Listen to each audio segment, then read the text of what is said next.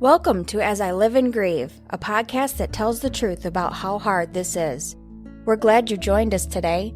We know how hard it is to lose someone you love and how well-intentioned friends and family try so hard to comfort us. We created this podcast to provide you with comfort, knowledge, and support. We are grief advocates, not professionals, not licensed therapists. We are you. Hi, everyone. Welcome back again to As I Live and Grieve. Isn't it true? As I live and grieve, I grieve all the time. I grieve the major losses in my life, but certainly I grieve other aspects, other losses in my life. Some of them can be very, very simple ones. Maybe I didn't get as much money in my paycheck as I thought. Maybe I didn't get that great price because I missed a sale. Okay, that one sounds rather petty, I admit, but it's still a loss. So we're going to talk more about that today. And with me, I have a wonderful guest. You're going to love her. With me is Natasha Trujillo, PhD. So she is, by all rights, Dr. Trujillo. I welcome you. Thanks so much for joining me today. Thank you so much for having me. I'm super excited to be here. Absolutely. And let's just get started. And I do like to start out by asking my guests to tell our listeners a little bit about yourself. Who is Dr. Trujillo? Yeah, thanks so much. So I am a counseling and sport psychologist by trade. I've worked in all sorts of different settings. I did about 5 years in college athletics, and then I worked at an eating disorder facility where I built a program for elite athletes with eating disorders. And now I've been in private practice for a little over 2 years now, full time. So I've kind of bounced around in that way. Clinically, grief and loss is my very favorite specialty. I do focus on some other things too: eating disorders, trauma, anxiety and depressive disorders, perfectionism, performance psychology, working primarily with athletes. But grief and loss is very near and dear to my heart. It really is kind of the foundation of how I've built my career. My dissertation was on it. I was on a research team that was grief and loss focused. And so it really does feel like one of the biggest parts of what brought me to the field and what maintains my passion and my interest for doing what I do. Interesting. Now, there are many people out there, I'm sure, that are thinking, knowing how they feel in their grief, for example, how can someone become almost fascinated with that topic such that they want to spend their career, most hours of their waking day, doing something about it? How do you not wear yourself out? Yes. Yeah, I wrote a whole book about it. There you go. Yes. Well, I think grief is ever present, and it really is everywhere, right? When we really look around, every life event, whether it's desirable, whether it's undesirable, there are both gains and losses. And so I think with something that is so universal and so common, and like I said, it's just ever present, it's kind of everywhere. It just makes sense because it's our lived experience. It's what we do. And so I feel like even if I wanted to, I couldn't get away from it because that's where it is. And I just happen to also be fascinated by it and really want to provide and create a space for the people that I work with to be able to recognize grief for grief, talk about grief as grief, and get some support, right? Not feel like they have to be so stigmatized or pigeonholed into grieving a certain way or not grieving at all if it doesn't feel appropriate or they don't feel like it's a big enough thing to lose or to. Right. So I'm going to kind of twist my words around, if you'll allow, and you can correct me when I'm finished. It's not so much that you are so fascinated with grief. It's the fact that despite grief, we can continue. We can have a better life. We can transform. We can redefine ourselves.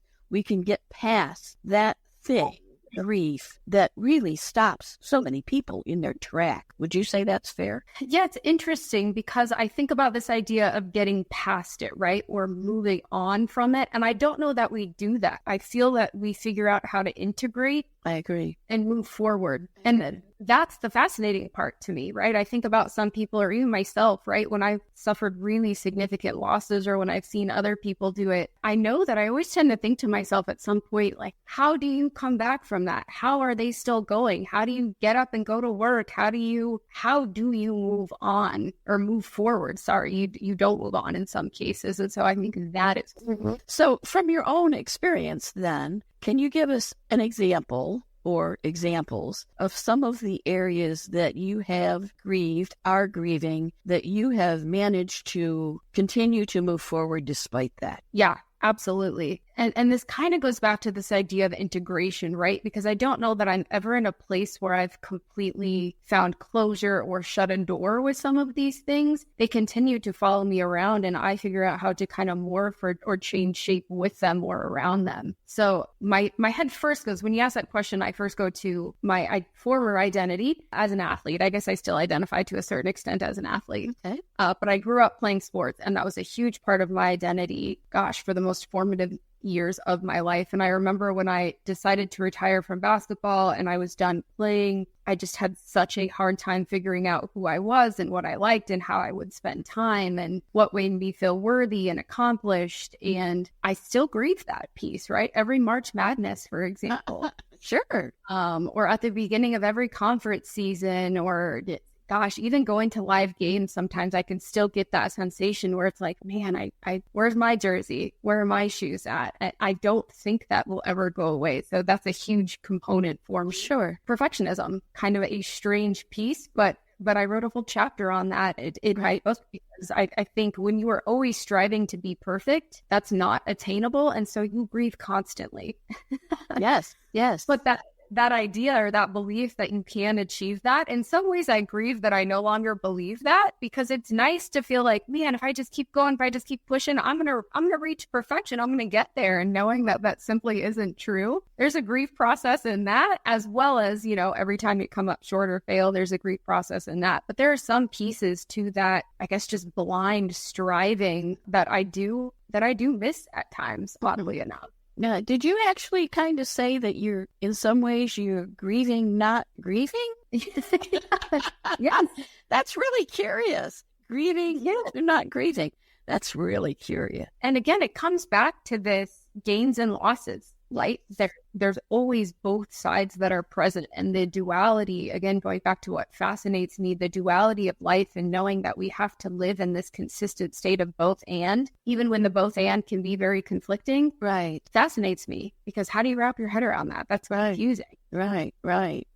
So you have this book, and the title of it, And She Was Never the Same Again. Tell us about the title. I'm a writer too, and I'm fascinated with where titles come from. So tell us about the title. Yes. So about 2 to 3 years ago, within a span of about 6 months, I had two of the most significant losses that I had ever gone through, will ever go through. And as a result of that, it was probably like 2 or 3 o'clock in the morning. I knew what the book was going to be called really before I started writing it. I knew what the last sentence was going to be, and I knew what the title was. And it was probably 3 or 4 in the morning, and I was kind of thinking about myself, and I was thinking about how much I had changed and how in some ways I wasn't even recognizable. And I just said to I was kind of looking outside of myself and thinking how those who are closest to me were talking about me to each other. And that phrase just kind of came to me, right? And she was never the same again. And she was me in that. Of course. That I, of course, expanded that. And I was like, yeah, but that's true for all of us. Once we have significant loss or significant success, it's both. Mm-hmm. We don't return to our former selves. And so it just struck me, and that was it. Yeah. I knew. Yeah. Well, we don't return to our former selves yet. That is, I know for many, many of the people I deal with and I speak with directly who have lost someone by death, that's what they want the most. They want to go back to being that person that they were. So what might you say to them? We know it can't happen. Yeah. But the want to is not abnormal. The desire to go back is not abnormal. And the kind of magical thinking around that is not misplaced or inappropriate. And so oftentimes that is what I say, because I think people sometimes feel kind of crazy or they get, we kind of throw pathology at them, right? Where it's like, you're still thinking about that, or you're still not over that, or those sort of things. And so that's one of the things that I typically start off telling people is like, that makes a lot of sense, and it sucks. Yeah. So we have to try somehow to move forward in all that. Now, in your book, and I love it for many reasons, and I mentioned to you briefly that there are so many layers and so many types of loss that you certainly do point out that grief, that thing that we all experience when we lose something we love or something we wanted, it's ever present. It's in our lives all the time in varying degrees. Now, you mentioned in a very short period of time, you had major losses. How was that different for you than, for example, losing your sense of athleticism, your career? Yes. Oh my gosh. There's a lot of layers even to that question. One of the biggest things that come to mind when you ask that is the perceived sense of social support and or social constraint that accompanies certain losses. Right. So, and again, the societal time expectations that are around certain things. So one of the big losses that happened in that short period of time was my grandma Pride, who's my very best friend for my whole life. She died when I was 30. So we were very close that whole time. Mm-hmm. She died. And so her death in and of itself, of course, there was a lot of social support and outpouring and that sort of thing. But that was one of the most fascinating parts of the experience is that, you have the services, and she also died during COVID. And so a lot of the rituals and routines and what you would expect to kind of take place to help with that bereavement process, we didn't get to do in the same way. I didn't even get to be with her when she died. And so when I think about some of those constraints that kind of halt or impact the grieving process to begin with, and then I started to think through, well, after the services, everybody goes home and everyone else kind of goes back to life, and then it gets quiet, right? And that's where the grief really starts to hit you. Absolutely. So I think that was kind of a big focus there that is different than graduating and no longer playing my sport. Mm-hmm. The sport also lives on. I can still go to a basketball game. I can still go to a gym and very true. That sort of thing. I can't go over to my grandma's house. Well, I can't go to her house now, but she's no longer there. Right. So I think that was a big piece. And then of course, just the time, having other losses so quickly after that and having a lot of big life changes happen. The week after her funeral, I moved to a new city. 3 days after I moved to a new city, I started a new job. I moved in with my partner at the time, right? So just so much that she was also no longer there for. So then it's layers upon layers of these other life events happening and not having my best friend and my confidant. Sure. Yeah. So I really answering your question there. No, that really does. It really does. And for our listeners, it's not that I want to trivialize the loss we experience when we lose someone by death, but it's just to kind of normalize the topic of grief as being a perfectly natural response to a loss, in the hopes that we could just start to talk about it and feel a little more comfortable talking about it, such that once we get that level of comfort, even when we approach the topic that we've lost someone we love by death, that one's still going to be a little harder, but we can still talk about it because grief has become real to us. And it's become something that we know that every single person experiences differently, that there are many, many, many different symptoms, side effects, after effects, emotions with grief. And also the fact that grief and mourning are two different things. Can you help me help others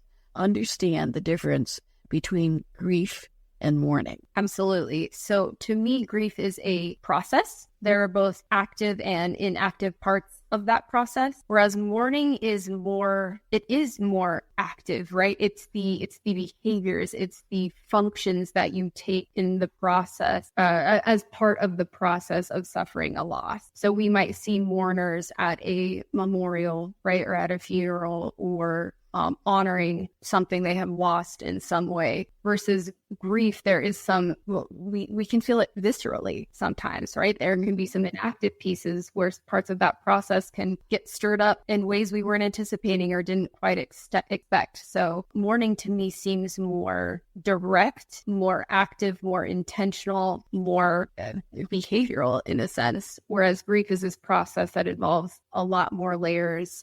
And like we've been saying, it's ever present.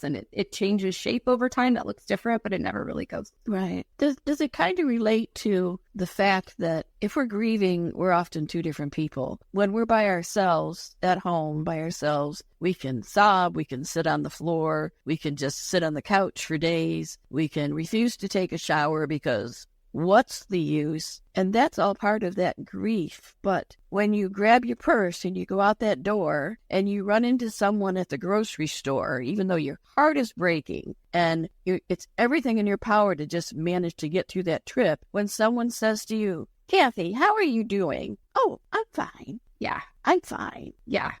And that's what I find so fascinating about grief. And I think through some of my own experiences, I catch myself wondering and thinking to myself, how am I doing this? Right?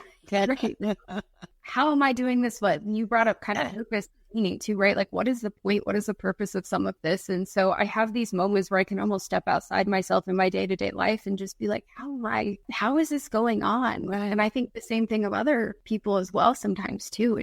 And I don't always have a good answer. Well, sometimes there just aren't good answers. Sometimes you have to just kind of wait it out a little bit and see how, what else happens, see how it continues to transform. So how do you help people then that might come to you and say, I'm really struggling with this loss, whatever the loss is? Perhaps it's the loss of their marriage. Yes, great question. I think so much of it starts with, again, just normalizing and making sure they don't feel crazy or insane. I can't tell you how much money I would have if I got paid every time someone is like, I should be over it, or I don't know why I still think about this, or I don't know why this still affects me, or why this still affects me to this extent. Like, I get why it still bothers me, but why does it bother me so much? And so I think the first thing that I try to do when I'm helping someone is just normalizing some of it, because they're not crazy. And I don't think we need to pathologize them or throw medication at them necessarily, right? Like it really does make sense when you get into what has occurred and what they are grieving and all of the varied losses that are part of that. Because no matter what we lose, it's not just that one thing. There's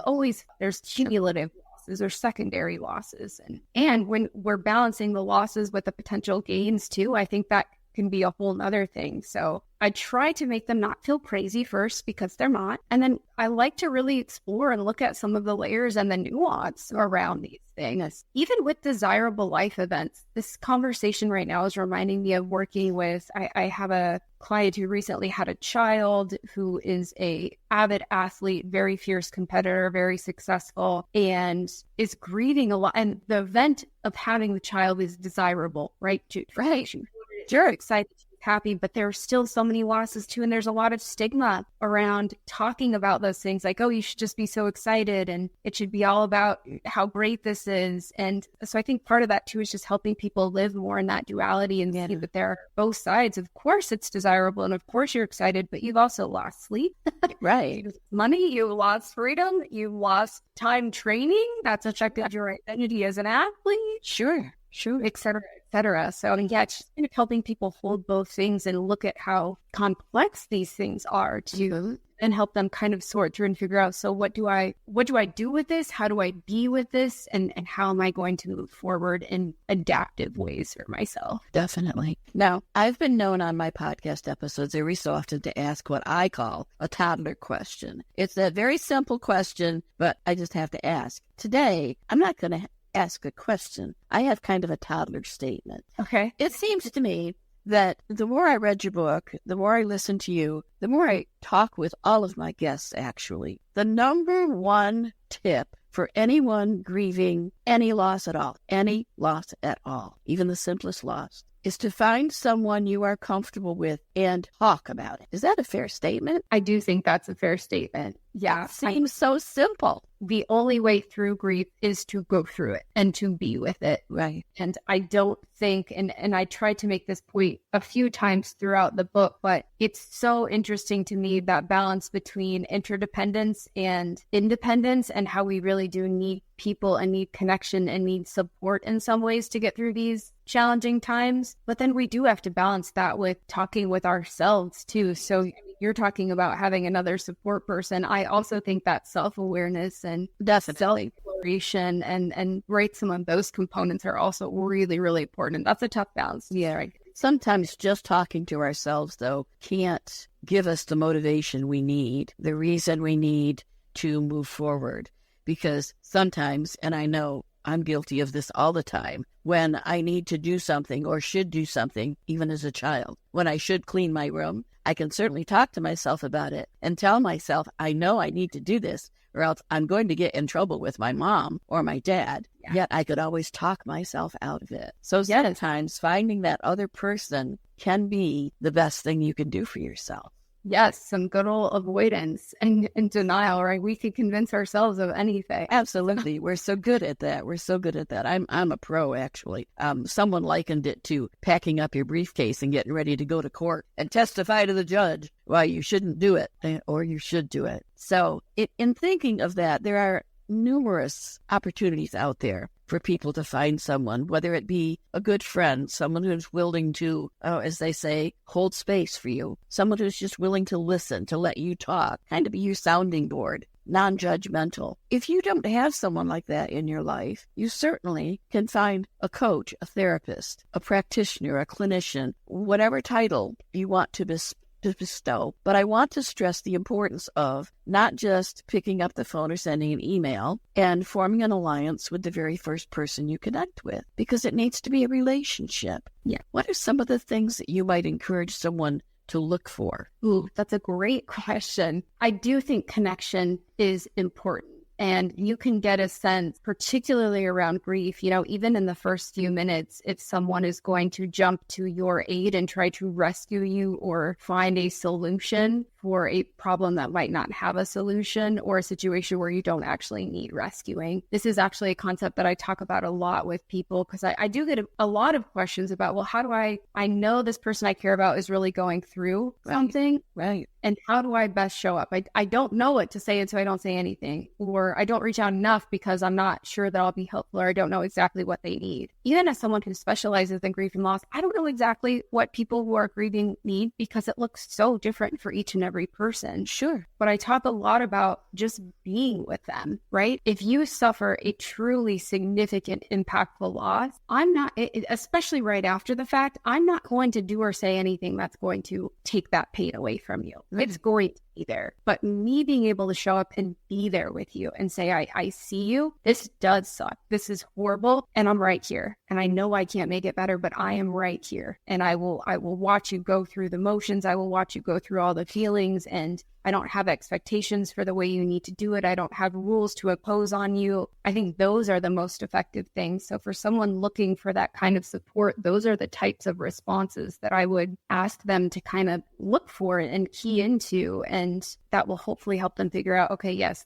I can just be authentic. I don't need to solve it necessarily, but here is someone that I can just be alongside. Right. So you need to not only allow yourself some time, but you need to find someone who is going to be comfortable with you while you take that time. Yeah. Because as you say, when I used to say this to my kids all the time, when we'd be in the middle of a problem, it could be something from school, it could be, a boyfriend problem, or their best friend said something that they shouldn't have said. And I'd go to the table and I would draw a circle, and I'd draw a line entering the circle. And I said, okay, this is you. Now you know a little bit about geometry. What's the quickest way out? And it's not, you can't turn around and go back. The quickest way out is just straight through to the other side. Yeah. Anything else is not the right answer. So sometimes you just need to take a deep breath and just move forward through the pain, through the grief, despite the grief. But it is so much easier to do that if you have someone beside you who will listen, who will acknowledge the fact that they know that you're in pain. Yeah.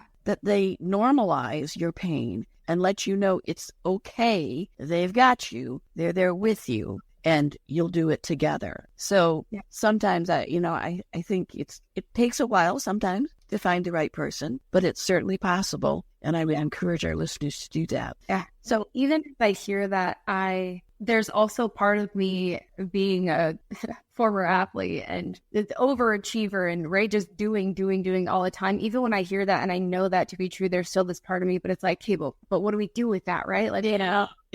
And I think that is super hard to sit with. And so I guess want to also talk through the balance that comes with that. Please too. And doing the motto, or I guess the tagline that I use for my practice is elevate your doing and transform your being. Oh, what I love about that is we do, again, this idea of moving forward or going back to work or going back to school or still handling responsibility or performing, whether it be in our sport or in our job or in our relationship or whatever, we do still have to do those things. And so I think figuring out how to do those things and how to elevate that performance is awesome. But I also think that requires us figuring out how do we just be with who we are. We are human beings, not human doings. And so how do we work on that side of things too? And I think a lot of grief processing and working through loss is more in that side. But I guess I just got to draw attention to that balance, because we do have to figure out how to do a little bit of both. And I know more people like me hearing,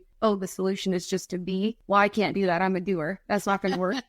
And it's like, well, yes, I hear that. And we got to figure out how to find some sort of balance there. Right, right. In your practice, do you use certain modalities of, I don't know, DBT or EFT or human design? Or do you use any of those at all? What ones do you use? Yeah, great question. So it really does depend person to person. I tried to get a sense of what makes each client tick and what might be useful. I do, going back to this idea of balance, I'm pretty eclectic in terms of modalities that I pull from. I work mostly with athletes and people within that athletic community. And so again, a lot of doers, perfectionists, high achievers, that sort of thing. So I do a fair amount of CBT, DBT, ACT, skills-based, solution-focused sorts of things. In some ways, I do feel like those are Band-Aids, and we do have to get at what's underneath it and really dig in, because I think when we get to those deeper layers, you don't need as many Band-Aids, and some of those things just end up taking care of themselves. So I do try to balance that with things like interpersonal process therapy, systems components, multicultural or feminist techniques at times. So I try to have that nice balance of some more doer sorts of things, but also some being sorts of things too. I like that answer very much. And you even mentioned some things I've not yet heard about. So that's always fun for me, because then it lets me do a little bit more exploring as well. That sounds really good. And modalities, like you say, sometimes they're just Band-Aids. They're things you can try. And sometimes they're, and this may be an incorrect statement, so please correct me. Sometimes they're tended more for the symptoms you're going through than they are for the actual process itself. Would that be fair? Yes, absolutely. And that is something, anytime I start working with somebody, part of my spiel when I first start out with them is letting them know I want to know who they are. I want to know lots of layers of their personhood and how those layers intersect and what they actually want. Not what is this main immediate fire we need to put out. Of course, we're going to talk about that, but I really do want those kind of deeper, more meaningful connections and understandings of who they are, because I think then it's much easier to put out some of these fires. Right. Much more. Excellent. Well, this has been fascinating. And I always love the conversations I have with my guests, because afterward, I continue to think about it and mull it over and everything. And this has been very interesting for me. And I know I will continue for hours into the evening rethinking things. And I will also finish your book, which again is fascinating. This is the time in my podcast that I actually turn the microphone over to you, and I allow you some time to spend directly with our listeners without me interrupting with questions or perspectives or changing the focus. This is your time to speak directly to them. We do have an international listener base, and in over 103 countries around the world. So they're all around. So this is your chance to speak directly to them. The floor is yours. Awesome. Well, thank you. And again, thank you for having me on. I agree. These are conversations that I continue to let seep in and think over, and what about this? What about that? So the learning continues. So I very much appreciate the space and the time with you. I'm headquartered in Denver, Colorado. That's where I live. Like I said, I've been in private practice for a couple years now, and I do a variety of things in my private practice. I do a lot of one-on-one work, again, primarily with athletes. I work with a lot of college, pro, Olympic, Paralympic athlete, either current and or former. I work with a lot of grief and loss, right? And I'm working with a lot of people retiring and transitioning out of things. I'm licensed. There's a type of legislation called PsyPact that gives me reciprocity. So I'm licensed in about 40 states throughout the U.S. And so my work is primarily remote, because I'm working with people in all time zones pretty much all day. I do a lot of individual one-on-one work. I do some work with different teams and organizations, whether it be sports psych or mental performance focus or more mental health related stuff too. So navigating interpersonal issues or, just like life events that come up that impact an entire organization, that sort of thing. And then I do a lot of education and consultation as well. So for example, a school district has reached out to me as kind of like, hey, can you help us with some mental performance stuff and help give both our coaches and our student athletes some different skills and tools, or there will be times where another clinician or a parent of, for example, someone with an eating disorder needs a little bit of consultation or support around how best to handle that. So try to kind of diversify what I do, keep it busy. And then of course the book, right? So I wrote a book that's been out now for about a month. So we're still kind of in that very fresh post-launch stage. And I'm not entirely sure what is going to come from that, right? And how I want to build that into my practice and the work that I do. I wanted to write the book because, I felt like I needed to for my own grief. And as a result, I was like, you know what? I think I can maybe reach some more people outside of just my one-on-one work and what I can do in my practice that could be really useful. So I'm very interested in seeing what the book might be able to spark and bring up, and how it might be able to continue to push these topics of grief, and whether it be death or non-death loss, and how to make the untalkable things more talkable. So I'm curious how that's going to fit into the next part of my career. Right. And there's the huge challenge, how to make the untalkable things talkable. But, you and the 1,000 others like you, they're out there really working hard at this. I think we're gaining, because when 3.5 years ago, when we launched this podcast, there were maybe, a handful, 20 podcasts about grief. Now they're all over the place. They're all over the place. And grief is actually seeping into the national news here and there. It's becoming more prevalent in movies. You're seeing more examples of people dealing with grief, not just, somebody died and move on with the plot, but actually showing that person in some of those layers of grief. So I really think we're making strides to making it an easier topic to talk about. And once we do that, we're on our way, I think, to helping people really deal with their losses and their grief. So the book, And She Was Never the Same Again, by Natasha Trujillo. Check it out. I know you can get it on Amazon. I have a copy. I'm fascinated with it. It's one of those books that I probably will read a second time. And I can say that maybe about 5 books that I've ever read in my life, but this is probably one of those, because I know I will gain even more on the second read. So consider the book. Check out Natasha. If you're interested, her contact information will be in our podcast notes, and it'll be on the website. And as always, I invite you, if you struggle to find the way to reach her, reach out to me. I'll connect you, I promise. So until next time, listeners, remember, you are near and dear to me, because it is by your presence, by your support, that I have become the person I am today, this very moment. You have helped me immeasurably in the last 3.5 years, and I thank you so much for that. And I do hope that you'll tune in again next time as we all continue to live and grieve. Thank you, Natasha. Thank you so much. Thank you so much for listening with us today. Do you have a topic that you'd like us to cover, or do you have a question from one of our episodes? Please email us at info@asiliveandgrieve.com and let us know. We hope you will find a moment to leave a review, send an email, and share with others. Join us next time as we continue to live and grieve together.